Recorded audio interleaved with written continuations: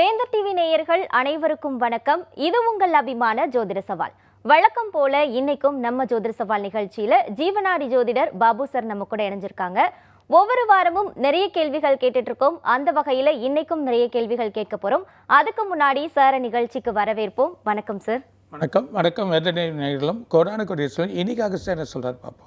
Okay sir, முதல் கேள்வி என்ன அப்படின்னா, கச்சா எண்ணெயோட விலை சரிய போகுது அப்படின்னு சொல்லிட்டு ட்ரம்ப் சொல்லியிருக்கிறாரு. ஒரு பக்கம் கச்சா எண்ணெய் விலை இன்னும் அதிகரிக்கும் அப்படின்ற ஒரு செய்தியும் போயிட்டு இருக்கு. திடீர்னு ஒரு சரிவை சந்திக்க வாய்ப்பு இருக்கா சார்?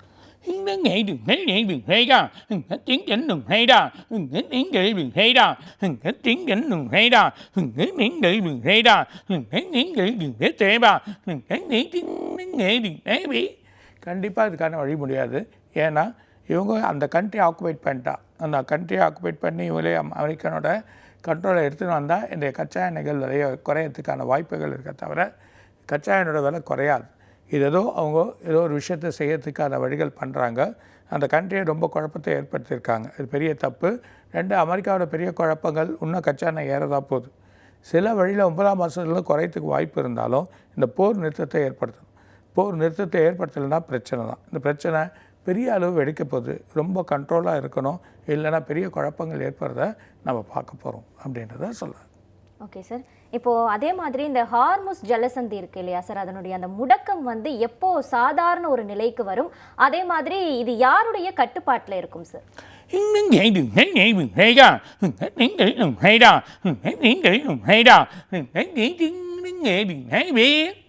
ஹார்மோன்ல அந்த பகுதி எப்போயுமே தெரிஞ்சுக்காங்க, முஸ்லீம்ஸோட கையில் தான் இருக்கணும். அதுவும் கண்டிப்பாக ஈரான் கையில் தான் இருக்கணும். இது அமெரிக்காவில் கையில் போச்சுன்னா மிகப்பெரிய அளவுக்கு பிரச்சனையை ஏற்படுத்துவாங்க. வரி ஏய்ப்பு அதிகமாக இருக்கும். ரொம்ப வைப்பை போட்டு நம்மளை உலுக்கிடுவாங்க. எல்லா உலக நாடுகள் எல்லாமே பிரச்சனை ஆகிடும். ஆனால் இது அவங்களோட கையில் இருக்கிறது தான் நல்லது. கடைசி வரைக்கும் அவங்க கையில் தான் இருக்கும். போர் சலனங்கள் முடிஞ்சால் அதுக்கு வழி வரும். இப்போது அவங்களுக்கு ஒரு வழி கிடச்சிருக்கு. என்னென்னா அதை வச்சு சம்பாதிக்கிறது. அதாவது இத்தனை $1 மில்லியன் கொடுத்தா தான் ஒரு கப்பல் வெளியே போன ஒரு பர்டிகுலராக கணிசமாக குறைச்சி அதுக்கான வழி பண்ணி அவங்க சம்பாதிக்கான வழி பண்ணிப்பாங்க. இதுதான் நடக்க போகுது தவிர வேறு வழி இல்லை. ஆனால் இது அமெரிக்கா கையிலையோ மற்றவங்க கையில் போனாலோ பெரிய பிரச்சனைகள் ஏற்படும். விட மாட்டாங்க. அப்படி விட்டால் உலக போர் தான் வரும்.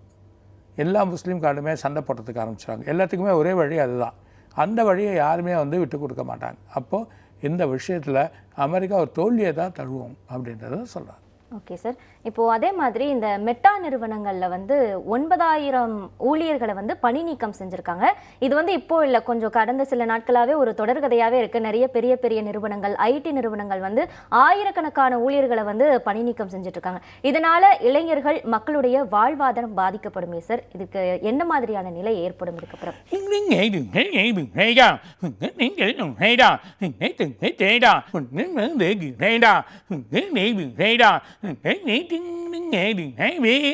இந்த மெட்டா மட்டும் இல்லை, அமேசான், அதில் இருக்கக்கூடிய காக்கினஸ், அதில் இருக்கக்கூடிய நிறைய கம்பெனி, ஐடி யூனியர்ஸ்கள், பேங்க் சம்மந்தப்பட்டதெல்லாம் வேலை வாய்ப்புகள் இழக்க போகிறாங்க. அதுவும் பர்டிகுலராக இந்த 9ஆம் மாதம். இந்த 9ஆம் மாதத்துலேருந்து 2ஆம் மாதம் வரைக்கும் மிகப்பெரிய பிரச்சனை ஏற்படும். இந்த ஜூலை மாதம் பார்த்திங்கன்னா பேப்பரில் எங்கே பார்த்தாலும் நிறைய பேர் வேலைவாய்ப்பு இழந்துட்டாங்கன்ற ஒரு செய்தி வரப்போகுது. 3வது ஏஐ கேட்க போகிறாங்க. ஏஐயில் நிறைய கேட்டு அந்த விஷயத்தை எடுத்து அதுக்கான வழிமுறைகளை பண்ணக்கூடிய ஒரு நிலைமை ஏற்பட போகுது. அந்த விஷயங்கள் வர்றதுனால பெரிய குழப்பங்கள் ஏற்பட போகுது. 2வது இந்த எக்கனாமிக் ப்ராப்ளம், மிகப்பெரிய எக்கனாமிக் ப்ராப்ளம் உலகத்தில் ஏற்பட போகுது. இதனால் பெரிய பிரச்சனைகள் உலகத்துக்கு ஏற்படுறதுக்கான வாய்ப்புகள் உண்டு. இந்த ப்ராப்ளத்தினால வேலை இல்லாத திண்டாட்டம், மெயின் இந்த வேலை இல்லாத திண்டாட்டம், பொருட்கள் கிடைக்காது, அத்தியாவசிய பொருட்கள் ஏறுறது, அதுக்கான வழிமுறைகள், அதுக்கெல்லாம் காரணமே இந்த போர் தான். இந்த போர் எப்போ ஒரு முடிக்கு வருதோ அப்போ தான் நல்லாயிருக்கும். இல்லைன்னா இன்னும் ஒரு பெரிய பிரச்சனையை ஏற்படுத்தி மக்கள்கிட்ட ரொம்ப ஒரு கொடுமையான நிலைமை, எல்லாமே பணம் இல்லாத ஒரு நிலைமை, எந்த ஒரு இதுவுமே வாங்க முடியாது, எந்த ஒருமே செயல் முடியாத ஒரு நிலைமை ஏற்படுறதுக்கான வாய்ப்பு இருக்குது. அதனால தான் நிறைய நம்மளோட வல்லுநர்கள் அதுக்கான முயற்சிகள் பண்ணுறாங்க. நிறைய இந்த எக்கனாமிக்ஸ் இருக்கவங்களாம் முயற்சி பண்ணுறாங்க. பொருளாதார நிபுணர்கள்லாம் அதுக்கான வேலையை பார்க்குறாங்க. சில வேலைகள் இப்போ அமெரிக்காவிலையும் சரி, நம்ம இந்தியாவிலையும் சரி வழி நடக்குது. இந்தியாவில் நிறைய வேலைகள் நடக்குது. இதனால் இந்த கண்ட்ரி, நம்ம கண்ட்ரி தான் இதுன்னு பிரச்சனை இல்லை, எல்லா கண்ட்ரிக்குமே ப்ராப்ளம் வரும். இது இல்லாமல் உலக நாடுகள் ஃபுல்லாக ப்ராப்ளம் வரும். அமெரிக்கா, இருக்கக்கூடிய யூரோப் கண்ட்ரியில் இருக்கக்கூடிய பிரச்சனைகள், சில கண்ட்ரிலாம் எடுத்திங்கன்னா ஆஸ்திரேலியா, இந்த ஆஸ்திரேலியா எடுத்திங்கன்னா எரிபொருள் வந்து டோட்டலாக வெளியேருந்து தான் வாங்குறாங்க. சிங்கப்பூர்லாம் எடுத்திங்கன்னா எரிபொருள் வெளியேருந்து வாங்குறாங்க. ஸோ அதர் கண்ட்ரீஸ்லாம் எடுத்திங்கன்னா எரிபொருள் வெளியேருந்து வாங்குறாங்க. துபாயெலாம் வந்து இந்த பொருள் வந்து உற்பத்தி பண்ணி அது வாங்கக்கூடிய தன்மையாக இருக்காங்க. இது பெரிய பிரச்சனையை ஏற்படுத்தக்கூடிய நிலைமையாக இருக்கும். மிகப்பெரிய ஒரு பேரழிவு, மிகப்பெரிய ஒரு பிரச்சனை, அதுவும் இந்த ஜூன்லேருந்து 9ஆம் மாதம் வரைக்கும் ஏற்படுறதை நம்ம பார்க்க போகிறோம். இந்த பிரச்சனை வந்து விடுபடுறதுக்கு பல வழிகள் நம்ம ஆராய்ச்சி பண்ணோம். பல வழிகள், அதுக்கான வழிமுறைகள் எடுத்துன்னு வரணும். நிறைய வழிமுறைகளை எடுத்துன்னு வந்து செயல்பாடு பண்ணால் தான் கவர்மெண்ட்டே நடக்கும். இல்லைன்னா கவர்மெண்ட் பிரச்சனையாயிடும். கவர்மெண்ட் இன்னும் கடனில் போயிடும். நம்ம கவர்மெண்ட் இன்னும் அடுத்த வருஷம்லாம் பார்த்தீங்கன்னா இவ்வளோ கடனா அப்படின்னு நம்மளாம் நினைக்க போகிறோம். எல்லாருமே பயப்பட போகிறாங்க பாருங்கள். அந்த மாதிரி ஒரு சூழ்நிலை ஏற்படுறதுக்கான வாய்ப்புகள் ரொம்ப அதிகமாக இருக்குன்றதை சொல்கிறேன். Okay sir. இப்போ இந்த போரில் வந்து அமெரிக்காவையே ஈரான் வந்து இந்த அளவுக்கு அடிக்குதே சார். அப்போது ஈரான் வந்து அந்த அளவுக்கு ஒரு சக்தி வாய்ந்த நாடா?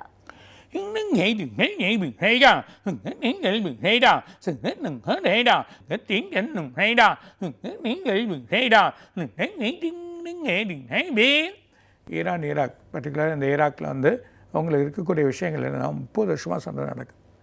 இன்றைக்கி நேற்று கிடையாது. இந்த எண்ணெய்க்கோசரம் 30 வருஷமாக ஒவ்வொரு அதிபர்கள் வருது சில சண்டைகளை அவங்க எவ்வளோ தாக்கு பிடிச்சிருக்காங்க. உலகத்தில் வந்து இந்த மாதிரி பிரச்சனையை எவ்வளோ மக்கள் இழந்திருக்காங்க, எவ்வளோ தாக்கு பிடிச்சிருக்காங்க. இந்த மக்கள் வந்து வழி பண்ணணும், செயல் பண்ணணும். சில இடத்துல வன்கொடுமைகள் இருந்திருக்கும். அந்த வன்கொடுமையில் வந்து தப்பாக எடுத்து இவங்க வழிமுறைகளை வந்து பிரச்சனையை உருவாக்கக்கூடிய நிலைமை ஏற்பட்டிருக்கு. அந்த வன்கொடுமைக்கும் இந்த நாட்டை வந்து பிரச்சனை பண்ணுறதுக்கு சம்மந்தமே இல்லை. அது உள்நாட்டோட விவகாரம். ஆனால் அதே நேரத்தில் இது அமெரிக்கா இது பண்ணுறதுக்கான காரணமே எண்ணெய் தான். அந்த எண்ணெயோட வரி அதிகமாக்கி செயல் பண்ணணும்னு நினைக்கிறாங்க. அது மாதிரி போர் இந்த 30 வருஷத்தில் கடந்த 6 வருஷமாக அவங்க நிறைய வெப்பன்ஸாக வாங்கியிருக்காங்க. நிறைய சேல்ஸ் பண்ணி, எண்ணெய்களை சேல்ஸ் பண்ணி வெப்பன்ஸ் நிறைய வாங்கி தன் நாடை காப்பாற்றிக்கிறதுக்கான வழியை பண்ணியிருக்காங்க. அதுதான் உண்மை. வலிமையான செயல் இருக்குது. இந்த மாதம் இல்லை அடுத்த மாதம், இந்த அடுத்த மாதம் நீங்கள் எடுத்திங்கன்னா கண்டிப்பாக இந்த வெப்பன்ஸோ இல்லை பெரிய வெப்பன்ஸோ யூஸ் பண்ணுறதுக்கான நம்ம இருக்குது. அந்த பெரிய வெப்பன்ஸை யூஸ் பண்ணிட்டு அமெரிக்கா அவரோட செல்றக்கூடிய இந்த எண்ணெயோட வழியை குறைக்கிறதுக்கான வாய்ப்புகள் உண்டு. புரியுது எனக்கு? அந்த மாதிரியா ஒரு பெரிய முடிவு ஏற்படுறதுக்கான வாய்ப்பு இருக்குது. அப்படி இல்லைன்னா இது பெரிய வழியாகிடும். அது இல்லாமல் இந்த நாடு தன்னை காப்பாற்றுறதுக்கு எந்த சூழ்நிலையும் தயாராக இருக்கும். அதனால் அந்த மாதிரி வெப்பன்ஸோ அந்த மாதிரி வழியும் அவங்களுக்கு அதிகமான செயலும் இருக்குது. இது இல்லாமல் அதர் கண்ட்ரிஸ் இருக்காங்க. ஃப்ரான்ஸ், இட்டலி, உங்களுக்கு இருக்கக்கூடிய லண்டன், இவங்களாம் வந்து ஒரு பொதுப்படையாக பார்த்தீங்கன்னா எதுக்கு தேவையோ அதுக்கு சப்ளை பண்ணக்கூடிய நிலைமை இருக்குது. அப்போ அவங்க துட்டு கொடுத்துட்டு சப்ளை பண்ணுறாங்க. அந்த மாதிரி ஒரு விஷயங்கள் இருக்கிறதுனால இந்த நாடு கண்டிப்பாக தாக்கு பிடிக்கும் அப்படின்றத சொல்கிறாங்க. Okay sir. இப்போது பொதுவாக இந்த வாரம் பங்குச்சந்தை நிலவரம் எப்படி இருக்கும் சார்?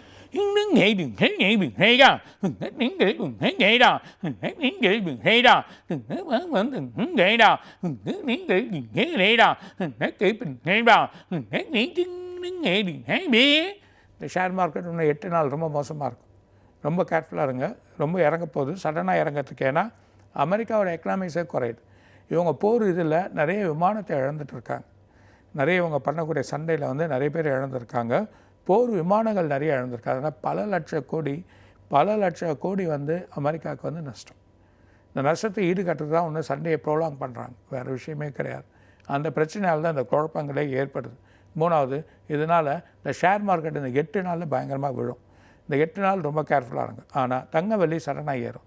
எதிர்பார்க்காம ஏறி அதுக்கப்புறம் விழ ஆரம்பிச்சிடும். ஆனால் ஜூன் 14லேருந்து 25 வரைக்கும் ஷேர் மார்க்கெட் ஒரு பெரிய பூமாக இருக்கும், பெரிய பூஸ்ட் இருக்கும். திரும்ப 25ஆம் தேதியிலேருந்து ஜூலை வரைக்கும் கேர்ஃபுல்லாக இருக்கும். ஸோ ஜூலை வரைக்குமே பிரச்சனைகள் ஏற்பட போகுது. ஸோ இந்த ஒரு பிட்வீன் 14ஆம் தேதியிலேருந்து 25ஆம் தேதிக்குள்ளே ஒரு நல்ல பெரிய பலன் காத்துன்னு இருக்குன்றதை சொல்கிறாங்க. Okay sir.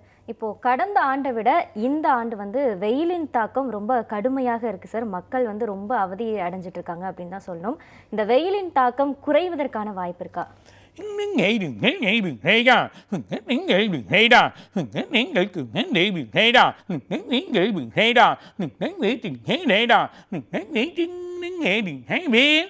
வெயிலோட தாக்கம் ரொம்ப அதிகமாக இருக்கும்.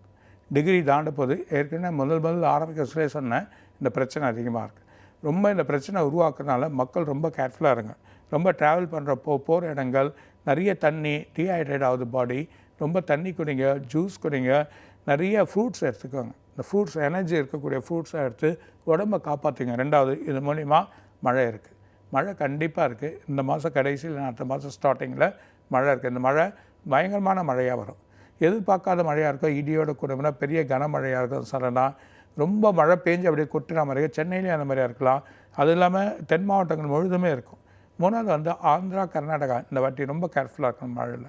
ரொம்ப எதிர்பார்க்காத மழைகள் ரொம்ப பெரிய மழைகள் ஏற்படுறதுக்கான வாய்ப்பு உண்டு. மும்பையிலும் மிகப்பெரிய மழை காத்திருக்கு. ஏற்கனவே சொன்னால் நார்த்தில் இருக்கும், நார்த்தில் பெய்து முடிஞ்சுது.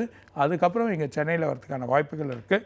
அதுவும் இந்த வாரம் பர்டிகுலராக மிகப்பெரிய மழை இருக்குது. இந்த மழை ரொம்ப பிரச்சனையை ஏற்படுத்தும்.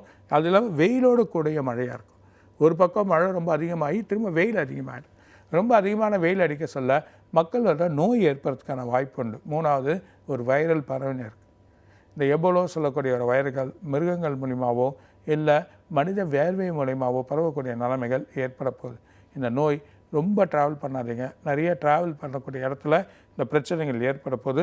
உலக நாடுகள் சில மக்கள் சில கண்ட்ரியில் நிறைய பேர் இறக்கக்கூடிய நிலைமையோ இல்லை பிரச்சனையை ஏற்படுறதுக்கான ஒரு நோய் உருவாயினிருக்கு. இந்த நோய் வெயிலோட தாக்கம் வந்ததுன்னா அதிகமாகிடும், ரொம்ப அதிகமாகி ஸ்ப்ரெட் ஆகும். ரொம்ப ஸ்ப்ரெட் ஆகக்கூடிய நிலைமை ஒரு சொல்ல மக்கள் ரொம்ப பர்டிகுலராக பிள்ளைகள் ரொம்ப கவனமாக இருங்க. நிறைய கூட்ட நெரிசலில் போகாதீங்க, நிறைய இடத்துக்கு போய் வழி பண்ணிக்காதீங்க. ரொம்ப பொறுமையாக இருந்து வழி பண்ண. அப்படி இருந்தால் நீங்களும் கண்டிப்பாக மாஸ்க் போடுங்க, இல்லைனா சானிடைசர் யூஸ் பண்ணுங்கள். கை இதுக்கு இப்போ கொஞ்ச நாள் சுகாதாரம் இதோட வழிமுறையை சொல்லும். எல்லா வழிமுறைகளும் மக்கள் கவனமாக இருங்க, இந்த நோயை பற்றி செயல் பண்ணுங்க அப்படின்றது. ஏன்னா இது பர்டிகுலராக ஜூலை வரைக்குமே இருக்குது. ஜூலை வரைக்குமே பெருசாக போயிருக்கோம். ஃப்யூச்சரில் இது எங்கன்னா ஒரு இடத்துல இருந்தே இருக்கக்கூடிய நிலைமை இருக்கும், எங்கன்னா ஒரு இடத்துல ஸ்டேயாக இருக்கக்கூடிய நிலைமையும் இருக்கும். இதை அழிக்கிறதுக்கு சில மருந்துகள் உருவாயின்னு இருக்குது. அந்த மருந்துகள் வெளியே வர வரைக்கும் மக்கள் சில கவனத்தோடு இருக்கிறது தான் நல்லது. அது இல்லாமல் ஒரு புது வேக்சின் வரப்போகுது. இந்த வேக்சின் வர்றது தான் ரொம்ப எல்லாருக்கும் நல்லதாக இருக்கும். இந்த வேக்சின் எடுத்துக்க சொல்லுவாங்க. இந்த வேக்சினால் எல்லா வைரலையுமே தடுத்து நிறுத்தக்கூடிய ஒரு நிலைமை இதில் இருக்குது, செயல்பாடு இருக்குது. ஏற்கனவே வேக்சின் போடாதவங்க சில வேக்சினை போட்டுக்கிறது ரொம்ப நல்லதுன்றதை சொல்கிறார். இது ஃப்யூச்சரில் வரக்கூடிய நிலை. இது மூலிமா சில ஃப்ளைட்ஸ் ஓடாது, சில இடத்துல வண்டிகளே ஓடாது, சில ட்ரெயின் கூட ஸ்டாப் ஆகலாம். அந்த மாதிரி ஒரு சூழ்நிலைகள் ஏற்பட போகுது. இதோட வெயிலோட தாக்கம் தான். இந்த தாக்கத்தை இல்லாமல் மழை மிகப்பெரிய அளவில் பெய்ய போகுது, ரொம்ப குழப்பத்தை ஏற்படுத்த போகுது. ஸோ சென்னையில் கூட கொஞ்சம் பாதுகாப்பான நிலைமைகள், போகிறது வர்றது ட்ராவல் பண்ணுறது. மழையாக இருந்தால் ஒரு இடத்துல நின்றுட்டு போகும். அவசரப்பட்டு வீட்டுக்கு போகணும், அவசரப்பட்டு வேலைக்கு போகணுன்னா பரவாயில்லை.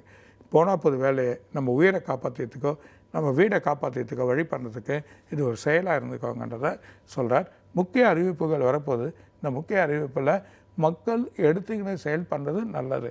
நிறைய ட்ராவல் போயிட்டு வரங்க, உடம்பை செக் பண்ணிக்கோங்க. ஒரு 2 நாள் கழிச்சு போயிட்டு வந்தீங்கன்னா, வெளிநாட்டெலாம் போயிட்டு வந்தீங்கன்னா செக் பண்ணிக்கோங்க. செக் பண்ணி அதுக்கான வழிமுறைகள் இது மூலியமாக இன்னொருத்தருக்கு பரவ வைக்காது. அந்த மாதிரி வழிமுறைகள்லாம் நீங்கள் பண்ணுறது ரொம்ப நல்லதுன்றதை சொல்கிறார். ஆல்ரெடி தென் மாவட்டங்கள்லாம் மழை அங்கங்கே பெஞ்சிட்டு தான் இருக்குது. சென்னைக்கு மழை எப்போ வரும்? எதிர்காலத்தில் சென்னையில் தண்ணீர் பிரச்சனை ஏற்பட வாய்ப்பு இருக்கா?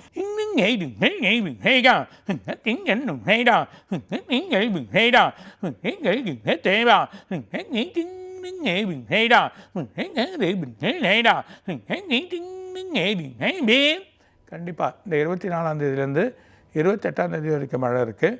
அது இல்லாமல் 3ஆம் தேதி இல்லை 4ஆம் தேதி ஆரம்பித்து 11ஆம் தேதி வரைக்கும் மழை இருக்குது. அது ரொம்ப 14ஆம் தேதி வரைக்கும் மழை இருக்குது. இந்த மழை விட்டு விட்டு பெஞ்சினே இருக்கும்.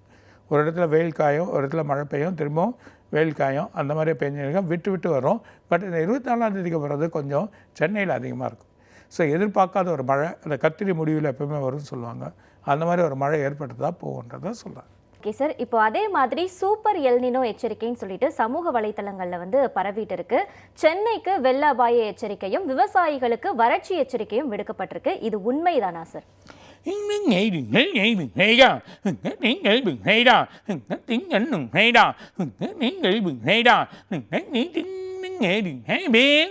மெயினாக இந்த வருஷம் கொஞ்சம் வறண்ட நிலை தான் ஏற்பட போகுது. அதோட நிலைமை இருக்கிறத நம்ம பார்க்க போகிறோம். ரெண்டாவது, உங்களுக்கு கண்டிப்பாக விவசாயத்தில் கொஞ்சம் அடிப்படும்.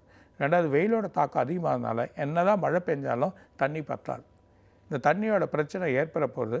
நமக்கெல்லாம் சில தண்ணி பஞ்சங்கள் ஏற்படுறதுக்கான வாய்ப்புகள் உண்டு. இந்த வருஷமும் வரலாம், அடுத்த வருஷம் ஸ்டார்டிங்லேயே வர ஆரம்பிச்சிடும். அந்த மாதிரி ஒரு பிரச்சனைகள் ஏற்படுறதுக்கான வாய்ப்பு. ஆனால் மழை எதிர்பார்க்காத மழையும் வரலாம். சில சமயத்தில் இல்லை சென்னையிலையோ தென் மாவட்டங்கள்லையோ இல்லைன்னா சில கோயம்புத்தூரோ இல்லை திருச்சி இல்லைன்னா இருக்கக்கூடிய இந்த கேரளாவில் ஆந்திரா இந்த பிளேஸில் வரலாறு காணாத மழை பெய்யும். இது வரைக்கும் பார்க்காத ஒரு வரலாறு காணாத மழை மிகப்பெரிய வெள்ளத்தை ஏற்படுத்திட்டு போகும். அப்படி இல்லைன்னா ட்ரை ஆகிடும். எல்லா இடமும் ட்ரை ஆகி விவசாயமே கொஞ்சம் டல்லாக வரக்கூடிய நிலைமை ஏற்படுறதுக்கான வாய்ப்புகள் இருக்குன்றதை சொல்கிறார். Okay sir. இப்போ அதே மாதிரி புவித்தட்டு சிதைவுகள் ஏற்படும் அப்படின்னு சொல்லிட்டு புவியியல் ஆராய்ச்சியாளர்கள்லாம் சொல்லியிருக்காங்க. இதனால என்ன மாதிரியான விளைவுகள் ஏற்படும் சார்?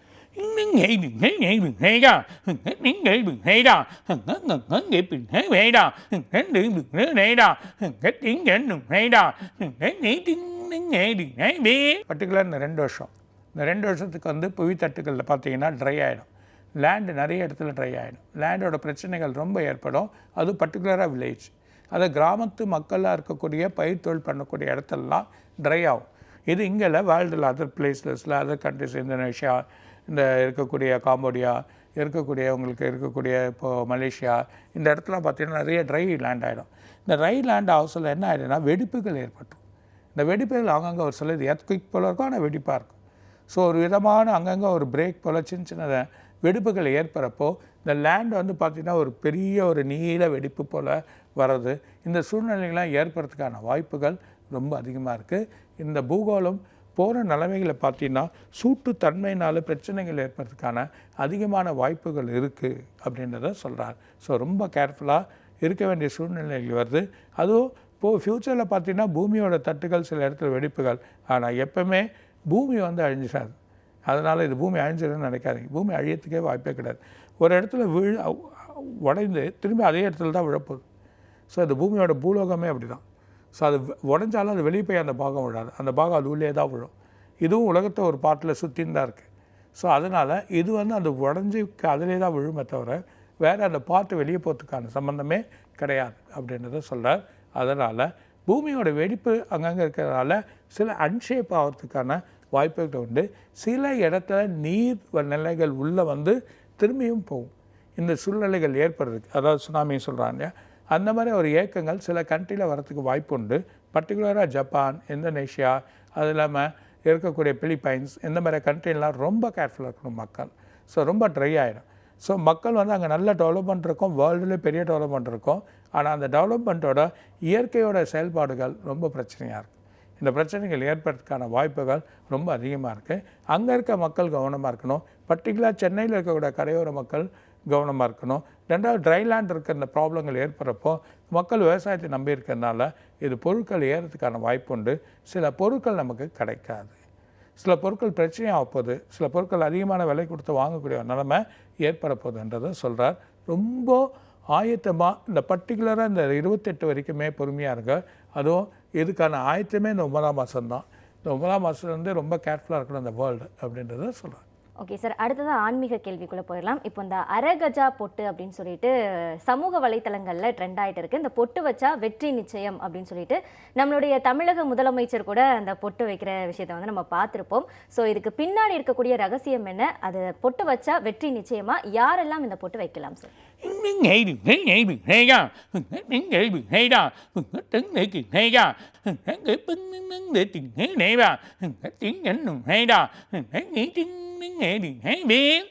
அரகஜா பொட்டுன்றது ஒரு வெற்றி வாய்ப்பு.